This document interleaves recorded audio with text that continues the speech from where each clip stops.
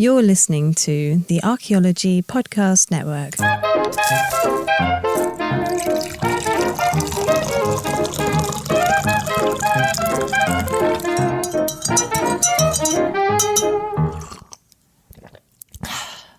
Have you ever wanted to travel back in time? Back to the medieval period to see the earliest printing press or spinning wheel? To the Bronze Age, watching from the sidelines as a blacksmith hammers out a beautiful leaf-shaped blade? How about the early Neolithic to learn how to knap that perfect stone hand axe? Or even all the way back to the Palaeolithic to witness the creation of the earliest ever clay object? Well, you're in luck. My name is Matilda Siebrecht. I am an archaeologist and journalist, and I will be hosting a brand new Archaeology Podcast Network series called Tea Break Time Travel. Every episode, released on the fourth Tuesday of the month, I will be joined on my tea break by a guest with expert knowledge on a particular archaeological object. These guests will include both archaeological researchers as well as professional craftspeople with experience in traditional technologies.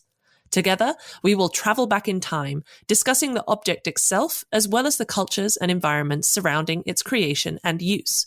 Objects aren't just passive things. Look at the objects surrounding you now. I can guarantee that every single one of them influences your actions, either through the way that you interact with them or the way that they affect your decisions. This influence has been around for thousands of years. We are an object-loving species, and it is through looking at how people in the past interacted with the things they created that we can truly start to understand how they lived, not just survived, but lived. So, plug in your headphones, grab your hot beverage of choice, and settle down for a journey back in time.